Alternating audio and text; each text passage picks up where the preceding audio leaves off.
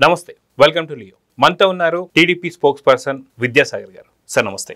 నమస్తే sir, just ఇప్పుడే breaking news ఏంటంటే కవిత గారు పూర్తిగా బీఆర్ఎస్ పార్టీ నుంచి బహిష్కృతం అయిపోయారని చెప్పి వచ్చేసింది. అయితే దీనికన్నా ముందే జగన్ 2 ఆకులు ఎక్కువ చదివినట్టుగా ఎప్పుడో చెల్లిని పక్కన పెట్టాడు. ఈరోజు ఇడుపులపాయకి సంబంధించి వైఎస్ఆర్ సామాధి వద్ద తల్లిని కూడా పక్కన పెట్టడం చూసాం. సో ఏంటి సార్ ఇక్కడ కేసీఆర్కి సంబంధించినటువంటి ఒక వైఖరిగా ఉంది, అది జగన్ మానసిక స్థితి ఎలా ఉంటుంది ఏంటి అంటే ఏం చెప్తారు? ఒరిజినల్గా ఈ ఉమ్మడి ఆంధ్రప్రదేశ్ అనుకుంటే ఒకప్పుడు 11 ఏళ్ల క్రితం ఈ ఫ్యామిలీస్ అంతా కూడా కొంత ఫ్యామిలీ ఎథికల్ వాల్యూస్ని ఫాలో అయినట్టే కనపడ్డాయి ఒరిజినల్గా. కానీ లోపల ఉన్నటువంటి లుకలుకలు, లేకపోతే ఆధిపత్య పోరు, ఆస్తి తగాదాలు, వ్యక్తిగతమైనటువంటి విభేదాలు, ఇవన్నీ కూడా ఎప్పుడొచ్చాయంటే రాష్ట్రం విడిపోయిన తర్వాత కేసీఆర్ కుటుంబంలో, అధికారంలోకి వచ్చిన తర్వాత ఆంధ్రాలో జగన్మోహన్ రెడ్డి కుటుంబంలో వచ్చినటువంటి వ్యవహారాలు. ఇప్పుడు కూడా కేసీఆర్ కూతురు కవిత ఒక లెటర్ రాసింది, లెటర్ బయటకు వచ్చింది, అన్న మీద విమర్శలు చేసింది, తర్వాత పార్టీలో కొంతమంది మీద విమర్శలు చేసింది, దాని తర్వాత నిన్నటికి నిన్న హరీష్ రావు మీద, తర్వాత ఇంకో కొంతమంది మీద విమర్శలు చేసింది. ఇది ఒక చెత్త పార్టీ అనే ఆ అర్థం వచ్చేటట్టు ఆవిడ బరస్ట్ అయిపోయారు నిన్న. సో నిన్నటి నుంచి ఇది ఎక్స్పెక్టెడ్ న్యూస్ ఏంటంటే ఆవిడని సస్పెండ్ చేస్తారు ఖచ్చితంగా పార్టీలో నుంచి అనేది. బట్ ఆమె ఎమ్మెల్సీ, కేసీఆర్ కూతురు. ఇక్కడ కవిత విషయంలో అటైతే, అటు జగన్మోహన్ రెడ్డిది అయితే ఇంకా 2 కాదు 4 ఆకులు ఎక్కువ. అది అక్కడ తల్లిని కూడా బయట పెట్టేశాడు, చెల్లిని ఎప్పుడో బయట పెట్టేశాడు, బాబాయిని ఎప్పుడో పంపించేశారు, బాబాయ్ కూతుళ్ళు కోట్లు మెట్టెక్కారు. అది ఇంకా దరిద్రమైనటువంటి అంశం. అది అక్కడ మర్డర్ జరిగింది వాళ్ళ కుటుంబంలో, మర్డర్ చేసింది వాళ్ళ ఇంట్లో వాళ్ళనేనని, వాళ్ళ ఇంట్లో వాళ్లకు చేసిన వ్యవహారాన్ని ఇతనికి తెలుసని, తెలిసినా దాచిపెట్టాడని. అది అతిపెద్ద విషయం, అది చాలా అతిపెద్ద విషయం. రెండోది, ఇక షర్మిలాగా రాజకీయ భవిష్యత్తు, ఆవిడ భవిష్యత్తు లేకుండా చేయటం, షర్మిలాకు మద్దతుగా వచ్చేటువంటి తల్లిని ఆవిడని దూరం పెట్టడం. ఈరోజు ఇందాకే వీడియో చూసినట్టు తల్లి ఈరోజు వైఎస్ఆర్ వర్ధంతి రోజు అక్కడ తల్లి వస్తే మామూలుగా వాళ్ళిద్దరు ఆప్యాయత, తల్లి కొడుకు మధ్య ఉన్నటువంటి ఆప్యాయతను, మనకు రాజకీయాలు వేరే ఉండొచ్చు కానీ తల్లి కొడుకు అనే అంశంలో వాళ్ళిద్దరు బాగానే ఉంటాడు. కానీ ఈరోజు ఆ వీడియో చూసిన తర్వాత ఆ ఆప్యాయత పోయి వచ్చావా, నువ్వెందుకు వచ్చావా అన్న పద్ధతిలో దూరం జరిపేసి, ఏమాత్రం ఫేస్లో ఫీలింగ్స్ లేకుండా, తర్వాత షర్మిల, తర్వాత ఆవిడ తల్లి విజయలక్ష్మి గారు వచ్చి సపరేట్ చేసుకుంటూ, ఇంకోవైపు రీసెంట్గా జరిగిన జెడ్పీటీసీ ఎలక్షన్కి సంబంధిస్తే సునీత గారు వాళ్ళ తండ్రి వర్ధంతికి వచ్చినప్పుడు ప్రజలకు సందేశం ఇచ్చి వెళ్ళారు. ఆ సందేశం ఆధారంగానే పులివెందులో ఏం జరిగిందో మనం చూసాం. మళ్ళీ ఇది కాకుండా షర్మిల తల్లి మీద అది ఏదో ఒక కంపెనీకి సంబంధించిన షేర్లు, ఆ షేర్ల మీద కోర్టుకు వెళ్ళటం, వీళ్ళు కోర్టుకు వెళ్ళటం, వాళ్ళు కోర్టుకు వెళ్ళటం, అసలు జగన్మోహన్ రెడ్డిని అనే వ్యక్తిని ఓడించండి అని చెప్పేసి ఓట్లకు మేము ఒడిబట్టి అడుగుతున్నామని ఆవిడ షర్మిల కానీ సునీత కానీ కడప జిల్లా ప్రజలను అడగటం, ఇది మనం అంతా చూసినటువంటి ఇది ఈరోజు కవితదే చూస్తున్నాం. ఇక్కడ రాజకీయంలో ఎంత నైతిక విలువ దిగజారిపోయారనేది ఈ 2 కుటుంబాలను చూస్తే మనకు అర్థమవుతుంది. నైతిక విలువలు, తల్లి లేదు, తండ్రి లేదు, కూతురు లేదు, కొడుకు లేదు, బాబాయ్ లేదు, బంధుత్వాలు లేవు, ప్రేమలు లేవు, అభిమానాలు లేవు. ఒకటే ఏంటంటే రాజ్యాధికారం, డబ్బు. ఈ రెండు కుటుంబాల్లో విపరీత ధోరణిలోకి తీసుకొని వెళ్ళిపోవటం వల్ల రాజ్య దాహం ఏదైతే ఉందో అది వాళ్ళ దగ్గర ఈ పని చేయించింది. మిగతా అదే మీరు పెద్ద పెద్ద ఫ్యామిలీస్ రాజ్యాలు చేసేటువంటి నేపథ్యం కూడా భారతదేశంలో ఉంది. కుటుంబంలో విభేదాలు సర్వసాధారణం. అది రాజకీయాలకు ముడిపెట్టి చూడటంతోనే వచ్చే సమస్య ఇదంతా కూడా. కుటుంబాన్ని కుటుంబంగా, రాజకీయాన్ని రాజకీయంగా చూస్తే ఇటువంటి సమస్యలు రావు, తలెత్తవు. వచ్చినా అవి సైలెంట్గా సెటిసైడ్ అయిపోతాయి. కానీ ఈరోజు మనం చూస్తున్నటువంటి రాజకీయాలు చూసి ఆంధ్ర అండ్ తెలంగాణలో చూస్తే అసలు రోడ్డు మీద పడ్డారు. చెప్పాలంటే రాజకీయం కోసమని కుటుంబాలు రోడ్డు మీదకి వచ్చేసి, రోడ్డుకు రావటం అన్నది దౌర్భాగ్యం. పత్రికలకు ఎక్కడం, 10 మంది మాట్లాడుకునేలాగా ఉండటం, ఇదంతా కూడా ఈ దౌర్భాగ్యం ఎందువల్ల వచ్చిందంటే రాజ్యకాంక్ష. డబ్బు, అధికారం, ఆస్తులు, వీటి వల్లనే వచ్చింది ఆధిపత్య పోరు. అసలు అన్నా చెల్లెలకు ఆధిపత్య పోరు ఏంటి రాజకీయంలో? జగన్మోహన్ అనుకుంటే షర్మిలాకు పదవి ఇచ్చిండకూడదా? ఖచ్చితంగా. మరి వాళ్ళ అమ్మగారికి విశాఖపట్నంలో ఎంపీగా నిలబెట్టారు, ఓడారా గెలిచారా కాదు, ఇచ్చారు కదా.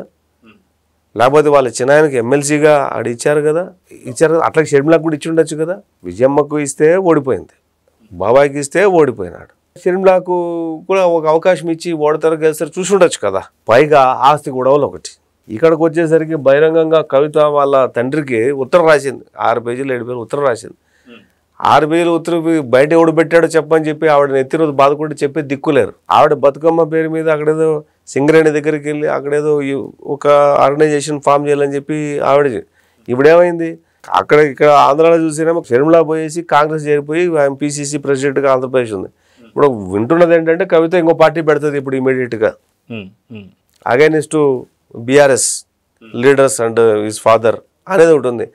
అంటే ఇదంతా చూస్తుంటే తెలుగుదేశం పార్టీలో ఉన్నటువంటి ఫ్యామిలీ ఎథికల్ వాల్యూస్తో పోల్చుకుంటే వీళ్ళ బతుకెంత. దేనికైనా గుణం ఉండాలి మనిషికి. గుణం లేనిటువంటి మనుషులు రాజకీయం చేస్తే రోడ్డు మీద పడతారంతే. సార్ ఇప్పుడు మీరు అన్నట్టుగానే మనం చూసుకుంటే ఏదైతే నిన్న సెప్టెంబర్ 1వ తారీఖు దాదాపు చంద్రబాబు నాయుడు గారు ప్రమాణ స్వీకారం చేసి 30 ఏళ్ళు.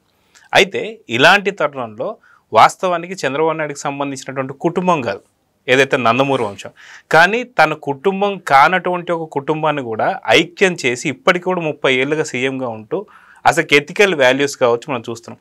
నిన్నగాక మొన్న నారా లోకేష్ గారికి అసలుకి చెల్లెలైనటువంటి ఎవరూ లేకపోయినా సరే పూర్తిగా రాఖీలు నింపేశారు. అంటే రాష్ట్రం మొత్తం తన కుటుంబంలో చూసుకున్న ఒక ఫ్యామిలీ ఒకవైపు అయితే ఇరు రాష్ట్రాల్లో ఉన్నటువంటి ఒక వాళ్ళు పూర్తిగా ముక్కలు చెక్కలు కావడం. సో ఎలా చూడాలంటారు చంద్రబాబు నాయుడు గారు మన నైజం అంటే ఏం చెప్తారు? ఇప్పుడు చంద్రబాబు నాయుడు గారి కుటుంబానికి లేదంటే నందమూరి ఫ్యామిలీకి లేదు వైఎస్ ఫ్యామిలీకి ఇటు కేసీఆర్ కల్వకుంట్ల ఫ్యామిలీకి అంటే it is quite opposite poles, opposite verticals ఇవి బిహేవియర్లో. ఫ్యామిలీని ఎట్లా నడపాలా, ఫ్యామిలీ వాల్యూస్ ఏ రకంగా ఉండాలా, ఫ్యామిలీ ఉమ్మడిగా సమిష్టి నిర్ణయాలు ఏ రకంగా ఉండాలా, ఏదైనా పొరపచ్చులు ఉంటే 4 గోడల మధ్యలో ఉండాలి తప్ప బహిరంగం కాకూడదు అన్న దానికి ఉదాహరణ నారా నందమూరి ఫ్యామిలీస్లో ఉన్నటువంటి ఐక్యత కానీ లేకపోతే రాజకీయంలో వాళ్ళు తీసుకున్న నిర్ణయాలు కానీ సమిష్టిగా ఉంటాయి. ఇక్కడ తీసుకొని వస్తే బజార్లు రోడ్డు మీద పడిపోయారు. వైఎస్ బతుకున్నంత వరకు ఆ కుటుంబం రోడ్డు మీద పడలే, ఇప్పుడు రోడ్డు మీద పడిపోయారు కంప్లీట్గా. కేసీఆర్ బతుకుండగానే రోడ్డు మీద పడిపోయింది కుటుంబం మొత్తం అంతా కూడా. ఇక మరి వాళ్ళు బతికి ఉపయోగం ఏముంది? ఇంకా చచ్చిపోయి రాజశేఖర్ రెడ్డి కుటుంబ పరువు రోడ్డు మీద పడిపోయి వేసేసారు వాళ్ళ కుటుంబం. తర్వాత నెక్స్ట్ తరము కేసీఆర్ బతికుండగానే బజార్లో పడిపోయాడు. పెద్ద తేడా ఏముంది? ఇక్కడేమో యునైటెడ్ సమిష్టి, ఇక్కడేమో డివైడ్, బంధాలు లేవు, బాంధవ్యాలు లేవు, కూతురు లేదు, కొడుకు లేదు, నాయన లేదు, పెదనాయన లేదు, చిన్నాయన లేదు, రక్త సంబంధాలు లేదు, ఏమీ లేదు, దేనికి వాల్యూ లేదు, రాజ్యాధికారం ఇది. ఇక్కడ first values for family, second politics. ఫ్యామిలీస్ని పాలిటిక్స్ను కలపకూడదు అన్నది ఈ సిద్ధాంతం. కాబట్టే చాలా సమిష్టమైనటువంటి నిర్ణయాలు కుటుంబ గౌరవాన్ని కాపాడుకుంటూ వస్తున్నారు. ఇక్కడ ఏమైంది, బయార్లు పడ్డారు కదా. కనీసం రాజశేఖర రెడ్డి బతుకున్నప్పుడు ఆయన మాట కాదనకుండా వాళ్ళ కుటుంబంలో దీని మీద పోయింది, మనం చూసాం ఆ చరిత్ర 20 ఏళ్ల క్రితం. ఈరోజు అసలు ఎవరికెవరు వాళ్ళ ఇంట్లో రోడ్డు మీద పడిపోయారుగా, కోర్టుకు ఎక్కారుగా, మర్డర్లు జరిగిపోయాగా, అరెస్టులు జరిగిపోయాగా, జైలుకి వెళ్ళిపోయారుగా, కేసులు ఇరకపోయారుగా. ఇప్పుడు మళ్ళీ జైలు పడక మళ్ళీ రెడీగా ఉంటారు కదా కొంతమంది. కేసీఆర్ ఫ్యామిలీలు కూడా అంతే. కేసీఆర్ ఫ్యామిలీలో ఓడిపోతున్నంటే కాలు ఇరిగిపోయింది, ఆయనకు వెన్ను పూస ఏదో ఇలాంటి పక్కెమ్మకి ఏదో ఇరిగిపోయిందన్న దాని మీద రకరకాల కామెంట్లు వచ్చినాయిగా. కేసీఆర్ మీద విపరీతమైనటువంటి వ్యక్తిగతమైన ఆరోపణలు వచ్చినాయిగా. ఆ హీరోయిన్ ఆస్తి ఈ ఆస్తి అనుకుంటా. ఈరోజు కవిత బయటకు వచ్చేసి తండ్రి సస్పెండ్ చేసి పార్టీ ప్రెసిడెంట్ ఆయనే కదా, ఆయన నుంచి సస్పెన్షన్ ఆర్డర్ రావాలి కదా, క్రమశిక్షణ కమిటీకి ఆయనే కదా ప్రెసిడెంట్. మరి ఆయన అక్కడి నుంచి కూడా వచ్చేసింది, రోడ్డు మీద పడిపోయారుగా. ఇప్పుడు కలవకుండా సాయంకాలం లేకపోతే కవిత కొద్దిసేపు తర్వాత సాయంకాలం ఎప్పుడో ఆడ ప్రెస్ మీట్ పెట్టి మాట్లాడుతుంది కదా, ధిక్కరిస్తుంది కదా, రోడ్డు మీద పడతారు కదా, ఇంకో పార్టీ పెడతారు కదా, లేదా ఇంకొక ఆర్గనైజేషన్ పెడతారు కదా. ఆవిడ ఇంకో పార్టీలకు పోయింది అనుకోండి, ఎవడు రోడ్డు మీద పడినట్టు. సో అక్కడ వీటన్నిటికీ బ్రాడర్ మైండ్ సెట్ ఉండాలి. బ్రాడర్ మైండ్ సెట్, కలుపుగోలుతనము, కుటుంబ వ్యవస్థ మీద గౌరవం, మర్యాద ఉండాలి. ఇవేవి లేకపోతే కల్వకుంట్ల ఫ్యామిలీ తెలంగాణలో, వైఎస్ ఫ్యామిలీ ఆంధ్రాలో అన్నట్టు అయిపోతుంది. దానికి వాళ్ళ యొక్క మానసిక స్థితి, వాళ్ళ యొక్క మానసిక పరిణితి, వాళ్ళ యొక్క చదువు, సంస్కారం ఇవన్నీ కూడా ముడిపడి ఉంటాయి. So there is no comparison between the Nandamuri and Nara family and ఇట్లా కల్వకుంట్లకు అటు వైఎస్ వాదికి అన్కంపారబుల్. ఆ రెండు ఫ్యామిలీలు ఒకటి, ఒక రకమైనటువంటి మనస్తత్వం. ఈ రెండు ఫ్యామిలీ ఒక రకమైనటువంటి మనస్తత్వం. ఇది ఆ ఎథికల్ వాల్యూస్ ఉన్న పునాదుల మీద పుట్టినటువంటి ఫ్యామిలీస్. అవి ఎథికల్ వాల్యూస్ అంటే తెలీదు, దాని అర్థము స్పెల్లింగు రానటువంటి ఆ పునాదుల మీద వచ్చినటువంటి పార్టీ. కేవలం దౌర్జన్యము, అబద్ధాలు, అవినీతి, దోచుకోవడము, లేకపోతే ఇంకో ఆరోపణలు ఏమొచ్చినా పర్లేదు ఇదే పరమావధి అనుకునే ఆ మైండ్ సెట్ ఉన్నటువంటి ఫ్యామిలీస్ ఈ రెండు ఫ్యామిలీస్. సో మొత్తానికి కవిత భవిష్యత్తు ఏం కాబోతుందంటే ఏం చెప్తారు? అవి తీసుకోవాలి. చాలామంది అంటున్నది ఏంటంటే కొత్త పార్టీ పెడతారు అని ఏదో అంటున్నారు. మరి ఏమైనా బహిష్కరణ జరిగి కొద్దిసేపు ఒక గంట కూడా కాలేదా కదా, మేబీ మనం ఈవినింగ్ చేస్తే ఆవిడ భవిష్యత్ ప్రణాళిక ఏదో చెప్తుంది అనేసి అందరూ అంటున్నారు. Maybe next 2-3 days hot Telangana ఆంధ్రాలో ఇదే హాట్ టాపిక్ ఉంటుంది. What is Kavitha's next step అన్న దాని మీద మనం, నా ఉద్దేశంలో ఆవిడ వేరే పార్టీకి పోవడం కంటే కూడా ఒక కొత్త పార్టీ పెడతాడని అనుకుంటున్నాను. నేనైతే సస్టైన్ అవుతుందా కాదా అనేది ప్రశ్న కాదు ఇక్కడ. ఆవిడ బయట బహిష్కరణకు గురి అయిపోయిన తర్వాత కొత్త పార్టీ ఉద్భవించిందా లేదా అన్నదే పాయింట్. ఎవరిని కాదంటే తండ్రిని, తల్లిని, అన్నని కాదని, కుటుంబాన్ని కాదని బయటకు వచ్చి పెడుతుంది ఆవిడ.